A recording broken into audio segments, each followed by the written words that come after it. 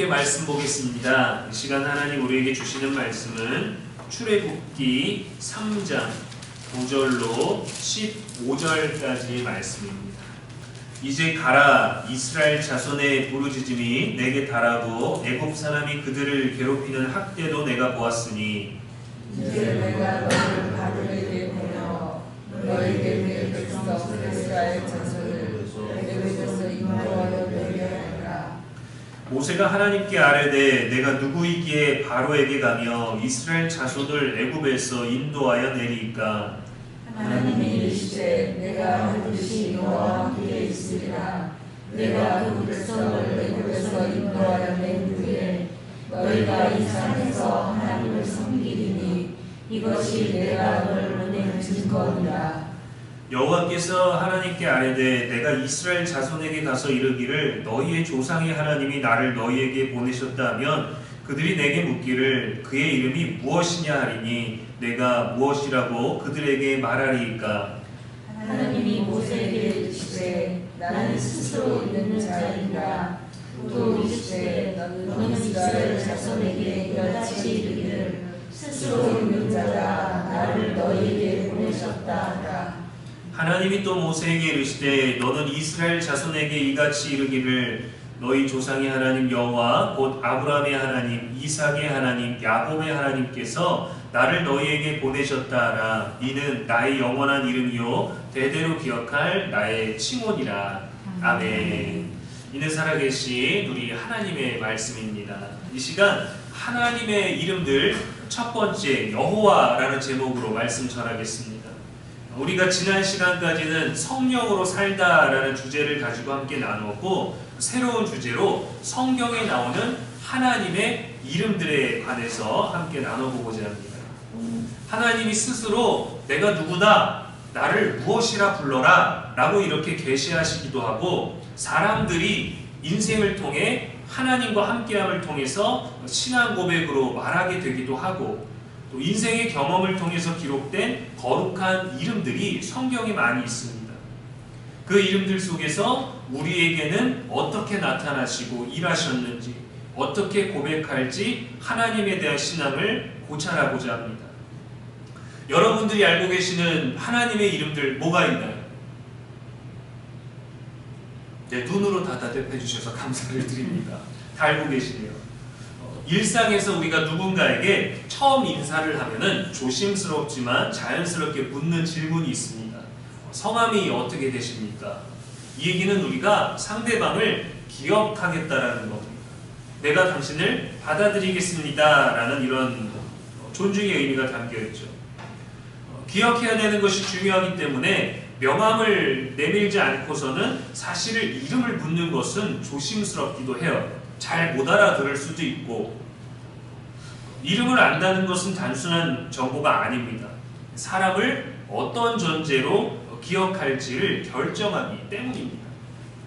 예를 들어서 누군가에게 저 사람은 누구입니까? 어떤 사람입니까? 라고 물으면 이렇게 대답하죠. 그 사람은 성실한 사람입니다. 좋은 사람입니다. 신뢰할 수 있는 사람이에요. 친절한 사람입니다. 제가 잘 아는 분입니다. 하고 이렇게 단순한 호칭이 아니라 그 존재의 정체성에 대해서 우리가 대신하죠. 그러면은 그 사람이 이런 사람이구나 라는 이 존재에 대해서 받아들일 때 그 이름을 기억하는 것입니다. 오늘 우리가 읽은 본문 말씀은 모세가 하나님을 처음 만나는 상황이에요. 갑자기 모세를 부르셔서 그를 만나시고 대뜸 너를 애굽으로 보내겠다라고 하셨는데 모세가 하나님께 질문합니다. 너희 조상의 하나님이 나를 보내셨다라고 하면 그들이 물을 거 아닙니까? 그럼 나는 그 이름이 무엇이냐라고 그들이 나한테 물으면 뭐라고 대답해야 되겠습니까? 뭐라고 말하리까? 하나님이 대답하셨어요. 나는 스스로 있는 자다 라고 이렇게 자신 스스로를 계시하셨습니다. 나는 스스로 있는 자다. 이 이름이 바로 여호와 야훼입니다. 나는 영원한 존재다. 나는 나다라는 뜻이에요. 히브리어로는 나는 스스로 있는 자다를 이렇게 읽습니다. 에흐에 아세르 에흐에. 애매하죠. 히브리어에는 모음이 없어요. 자음으로만 구성되어 있어서 사실 정확한 발음 정보가 없습니다.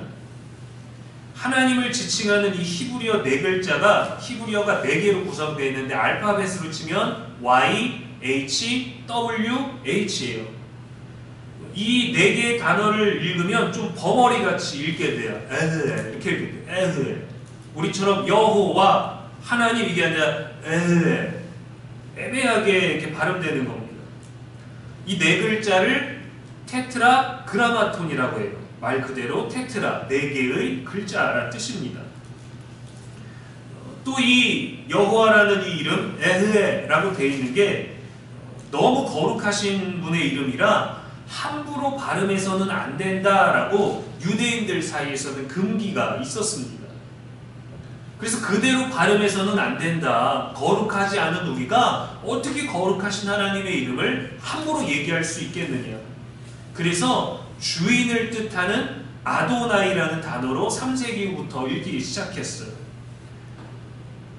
후에 학자들이 이 테트라그라마톤과 아도나이라는 이 글자에 잠과 모음에 네 글자의 발음을 붙여서 하다 보니까 그렇게 발음하다 보니까 야훼, 우리말 표기로 여호와가 된 것입니다. 언어학자, 성서학자들은 야훼가 좀 더 정확한 표현이라고 해요. 우리말로 와서는 여호와가 된 것이죠. 여호와라는 이름의 뜻이 바로 스스로 존재하는 분이에요. 스스로 존재하는 분. 하나님은 이것을 나의 영원한 이름이다. 너희가 대대로 기억할 나의 칭혼이라 하셨어요. 놀라운 일을 경험하면 표현할 수 없는 그 신에 대해서 말할 때 여호와, 스스로 존재하는 그분의 이름을 불러라 라고 하는 것이죠. 여호와라는 단어는 구약에서만 6,800번 이상 기록되어 있습니다. 그리고 이 여호와라는 이름이 확장되고 파생되어서 우리가 이제 경험하게 되는 여호와 이레, 여호와 라파, 여호와 로이, 여호와 삼마라는 다양한 이름으로 나오는 것이죠. 신약에서는 이 이름을 예수님께서 직접적으로 사용하셨어요.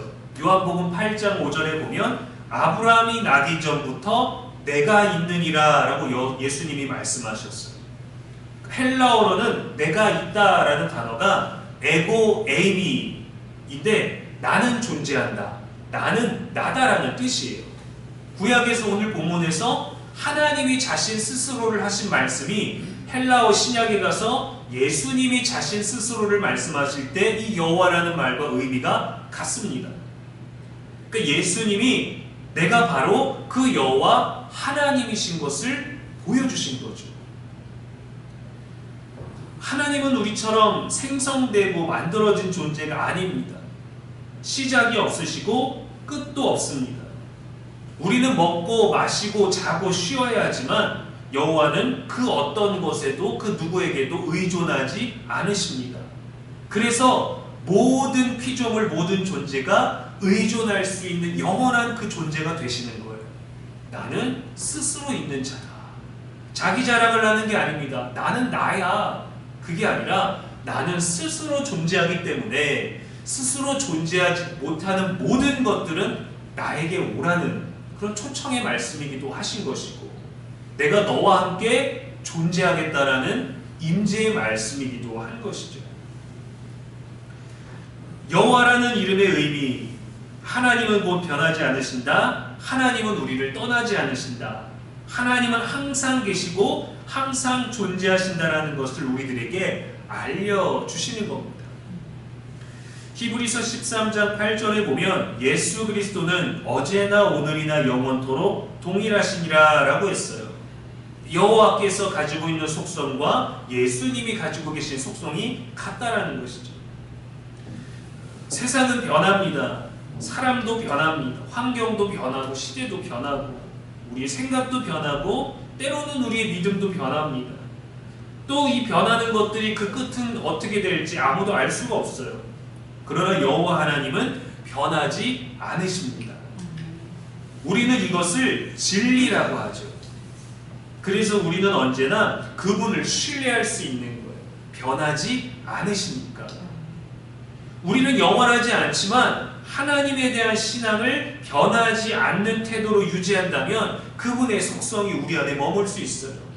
우리의 삶은 소멸될지라도 우리의 흔적이, 우리가 소위 말하는 믿음의 유산, 신앙의 유산이라는 것들이 사람들에게 기억되는 것이고 집안에 내려지는 것이고, 다음 세대에 우리는 없을지라도 하나님은 그때도 계시기 때문에 아브라함을 들어서 말씀하시고 이삭과 야곱을 통해 일하신 것처럼 여러분을 통해 여러분 가문에도 일하실 것이고, 여러분의 흔적을 하나님이, 영원하신 그분이 우리의 존재를 기억나게 하실 거예요. 광야 시절 하나님, 족장 시대 하나님, 애굽의 노예 시절 하나님, 로마 통치 시대 하나님, 일제 시대 하나님, 코로나 시대 하나님, 모든 시간 속에서, 시대 속에서 변하지 않는 유일한 존재가 우리에게 말씀하시는 거예요. 나는 나야. 그리고 나는 너의 여호와니라 라고 말씀해 주시는 겁니다. 우리가 누군가에게 걱정 마 라고 말할 때 그 이름, 그 사람의 존재에 신뢰할 것이 있어야 되지 않겠어요? 돌아오는 금요일에는 저희 아이들 학교에서 민방위 훈련이 있습니다. 근데 그날에 아이들과 체험학습을 이제 일정 때문에 신청을 해서 그거를 못 가게 돼갖고 가정통신문을 받자마자 아이들하고 민방위 훈련에 대해서 제가 그냥 교육을 해줬어요. 민방위 훈련이란 뭐냐면 혹시 모를 갑작스러운 공습 경보, 다른 나라가 쳐들어오고 전쟁이 나고 국가 비상사태가 됐을 때 피하는 훈련을 하는 거야 라고 해서 실제적으로 아이들이 체감할 수 있는 게 뭐가 있을까 하다가 인터넷을 검색해서 잘못했고 유튜브에 미사일 떨어지는 장면을 보여줬어요. 이런 전쟁이 났을 때 대피소라는 게 있어. 거기는 튼튼해, 거기는 안전해. 그러니까 거기를 가야 되는데 어디인지를 알아야 돼. 그래서 학교에서 가까운 곳, 집에서 가까운 곳, 아빠가 있는 교회에서 가까운 곳, 그러한 곳들을 함께 알고 있는데 이 설명을 해주는데 애들이 갑자기 막 울기 시작하는 거예요. 만약에 아빠가 교회에 있고 너희들이 학교에 있을 때 윙하는 사이렌이 울리면 학교 선생님의 안내에 따라서 가면 돼. 아빠는 이곳에서 안내에 따라 아빠도 대피할 거야. 근데 아빠가 너희를 꼭 찾으러 갈 거니까 걱정하지 마. 아빠는 반드시 너희를 구하러 갈 건데 우리 떨어지는 거예요. 그러면서 둘째 갑자기 막 울기 시작했어요. 첫째는 담담하게 듣다 갑자기 닭똥 같은 눈물을 흘리기 시작했습니다. 무서운 거죠. 아직 일어나지는 않았지만 아빠랑 지내고 있고 함께 있는데 떨어진다? 우리 둘이 있어서 괜찮은 게 아니라 우리를 보호하는 존재가 사라지는 것에 대한 두려움이 상상이지만 오는 거죠. 그 교육을 월요일 날 했는데 오늘 화요일까지 둘째가 계속 찾아와서 울면서 물어요. 오늘은 미사일 안 떨어지죠? 내일은 미사일 안 떨어지죠? 하고 계속 물어봐요. 괜찮아, 아빠가 그거는 예를 들어서 설명만 해준 거고, 우리나라는 요즘에 아주 군인들이 무기를 잘 만들고 군대가 아주 대단해갖고 우리나라는 못 쳐들어와. 우리나라의 미사일 섬에는 63 빌딩에 있는 대공 방어 모든 체제가 그 미사일들을 다 없애기 때문에 우린 너무 안전해. 그리고 서울이 떨어지고 알산에는 안 떨어져라고 제가 했거든요. 그런데도 아이들은 미사일이 떨어지고 집이 불타고 그런 게 아니라 나를 보호하는 존재랑 떨어지는 그 두려움이 있는 거죠. 이 존재를 각인시키기 위해서 애들을 막 끌어안고 막 아주 그냥 뭐 설교 같은 얘기들을 했어요. 아빠는 다리가 부러져도 너희 기어서 너희 찾아갈 거야. 아빠는 그 방공호를 뚫고 너희를 구하러 갈 거야. 걱정하지 마. 아이들에게 각인시켜야 될 거는 아빠라는 존재입니다. 제가 아빠라는 존재를 각인시키기 위해서 그 아빠라는 이름이 가지고 있는 그 힘을 알려줘야 되는 거예요. 근데 아이들이 울다 보니까 갑자기 저도 서러워지는 거예요. 이렇게 말해놓고 못 가면 어떡하지? 훈련이라고 할 때 공습이 일어나서 아이들이 놀라고 무섭고 아빠가 얘기했던 그 일이 벌어졌는데 아빠가 안 오는 것 같고 학교에 계속 있어야 되고 1학년과 4학년이 떨어져서 형 동생과 함께 못난 만나는 것 같은 그때 아이들이 느끼는 건 어떻게 할 수 있을까? 그래서 다시금 얘기해줘야 되는 게 아빠도 하나님이 필요하고 너희도 하나님이 필요해. 어디에 있든지 하나님이 우리를 지키실 거라 성경 잘 듣고 말씀 잘 듣고 하나님 말씀 잘 들으면 돼. 예배 시간에 딴짓하지 말고. 그런데 갑자기 성경책을 딱 앞에다 놓고 얘기를 들어요. 그리고 또 묻습니다. 미사일 안 떨어지죠? 존재에 대한 각인이 세워지면 나머지 것에 대한 두려움들은 없어지게 돼 있어요.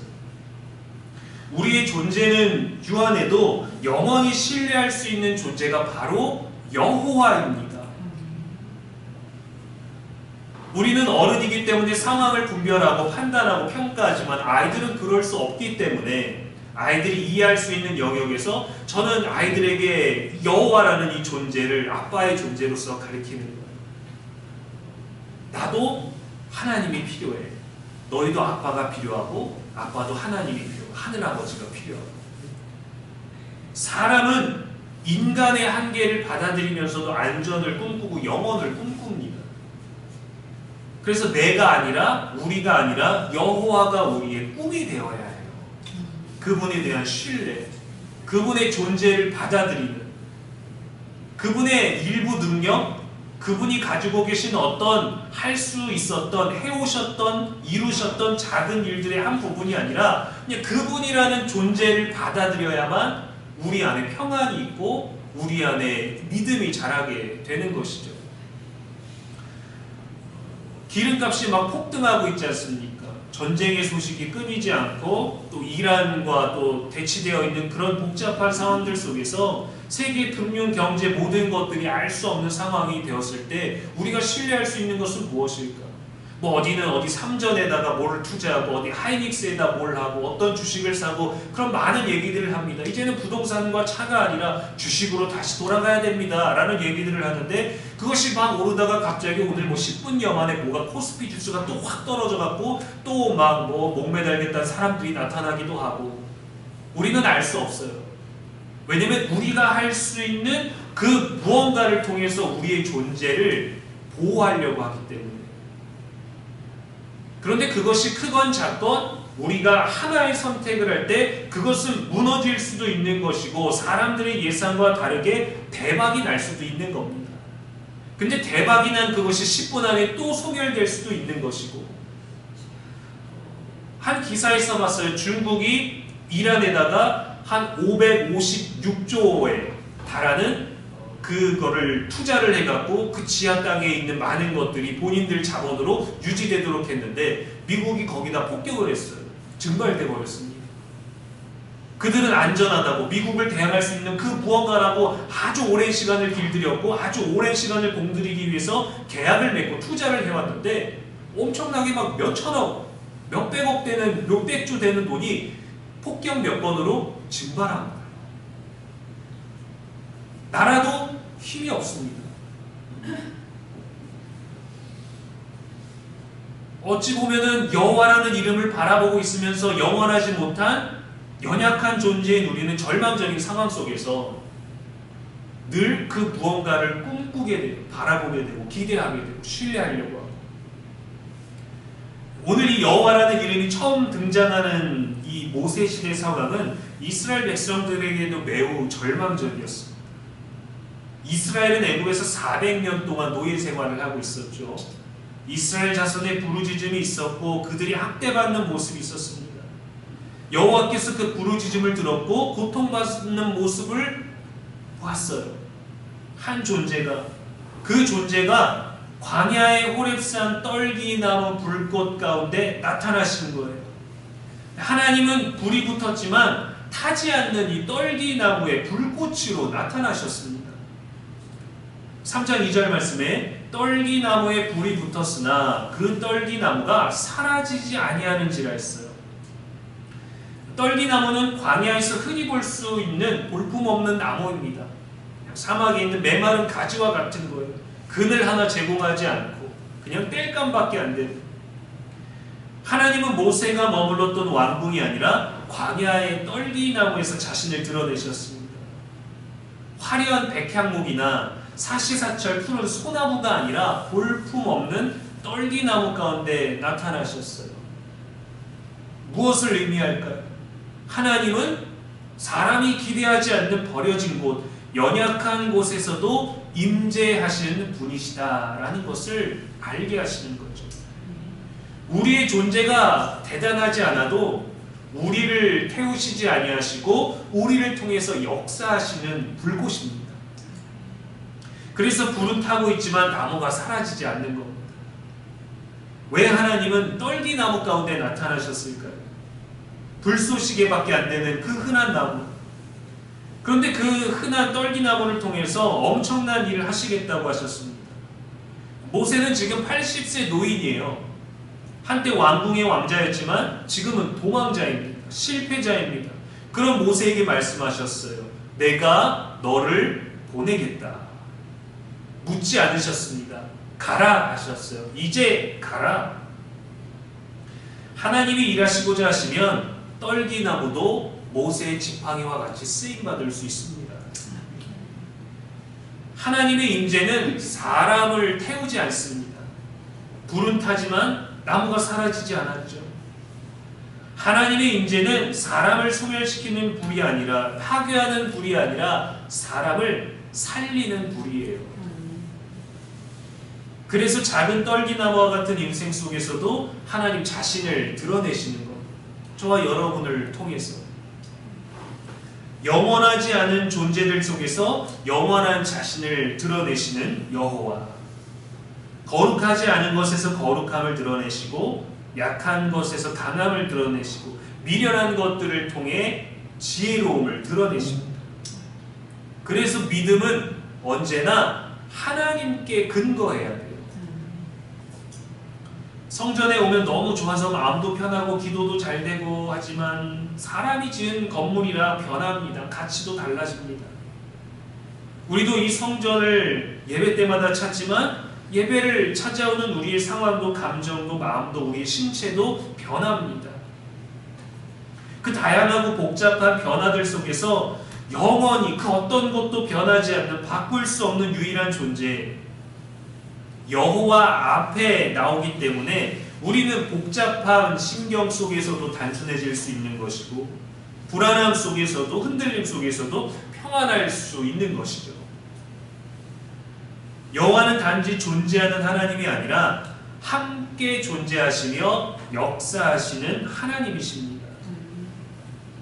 12절 모세에게 이렇게 말씀하셨어요. 내가 반드시 너와 함께 있으리라. 이것이 믿어지는 이들에게 여호와라는 이름 자체가 능력이 되는 겁니다. 제가 아는 한 분이 있습니다. 평생을 평범하게 사신 분이에요. 큰 성공도 없으시고 돈도 그렇게 많지 않으십니다.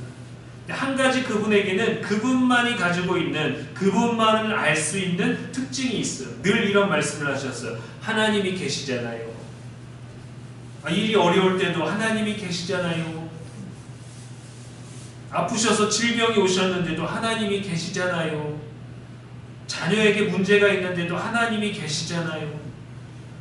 교회 안에서 사람 때문에 마음이 굉장히 상하셨을 것 같은데도 하나님이 계시잖아요. 그분의 한결같은 대답이 때로는 이 흔들리지 않으려는 그 억지스러운 고백처럼 보일 법도 한데 대답을 듣고 나면 그냥 그렇게 그분의 존재를 이해하게 됩니다. 하나님이 계시잖아요. 한결같으니까요. 갑자기 그분이 소나무 인생이 된 것도 아니고 갑자기 하나님이 계시잖아요 라는 그런 믿음의 고백 때문에 백향목이 된 것도 아니고 그분의 인생은 여전히 계속해서 떨기나무와 같은 인생인데 그분에게선 나무가 아니라 불이 보입니다. 한결같은 여호와 하나님에 대한 존재를 향한 한결같은 믿음 때문이죠. 그분의 힘이 아니라 그분의 나무로서의 존재의 가치가 아니라 그분이 신뢰하는 여호와의 존재가 그에게서 불타고 있는 거예요. 우리의 믿음도 그러해야 하지 않겠습니까? 여호와가 일하시겠다는데 여호와께서 우리를 보내시겠다는데 여호와께서 우리를 통해 뭔가 하시겠다는데 우리는 왜 그리 안 되는 조건들이 많을까요? 여호와께서 우리에게도 모세와 같이 말씀하십니다. 모세에게 말씀하신 것과 같이 나는 스스로 있는 자다. 내가 너를 보내겠다. 내가 너와 함께하겠다. 영원하지 않은 너를 통해 영원한 나를 보이겠다 하십니다. 스스로 존재하시는 여호와라는 이름의 핵심은 하나님의 임재입니다. 그 영원성이 우리와 함께 계시겠다. 다윗이 골리앗에게 말했죠. 나는 만군의 여호와의 이름으로 너에게 나아간다. 다윗의 힘과 승리는 돌이 아니라 여호와의 이름이었어요. 여호와는 노예를 자유롭게 하시는 능력의 하나님이시고 홍해를 가르시는 전능하신 하나님이시고 하늘에서 만나를 내리시고 전쟁에서 이기게 하시는 거룩하신 이름입니다. 믿음은 여호와의 이름을 붙드는 거예요. 그분의 이름으로 나아가고 그분의 이름으로 돌아서고 그분의 이름으로 한결같은 태도를 갖는 것이죠. 우리에게는 시작과 끝이 파도와 같이 높음과 낮음이 있지만 여호와께는 없습니다. 그는 우리의 모든 시작이시고 우리의 모든 끝이시며 우리의 모든 과정이십니다. 우리를 위해 스스로 존재하시고 영원히 존재하시는 이 여호와의 이름을 붙드는 저와 여러분의 신앙 되기를 주님의 이름으로 간절히 축원합니다. 기도하겠습니다. 영원하신 하나님 아버지, 스스로 존재하시는 여호와의 이름을 우리에게 알려주심에 감사합니다. 변하는 세상 속에서 변하지 않으시는 하나님을 바라보게 하시고 불안한 시대 속에서도 주님의 임재를 붙드는 믿음이 우리 안에 있게 하여 주옵소서. 보잘것없는 떨기나무 같은 우리의 삶일지라도 그런 상황에 놓여 있을지라도 그런 마음 가운데 있을지라도 그 가운데 임하셔서 하나님의 불로 우리를 사용하여 주옵소서. 우리에게도 나타나 주옵소서. 그 이름에 담겨있는 신비와 생명과 능력을 우리도 더 깊이 누리게 하여 주옵소서. 모세에게 말씀하셨던 것처럼 오늘 우리에게도 반드시 너와 함께 하리라는 약속을 붙들고 믿음으로 사는 하나님의 이름으로 사는 다윗과 같은 삶이 되게 하여 주옵소서. 우리의 영원한 소망이 되시는 예수님의 이름으로 기도합니다. 아멘.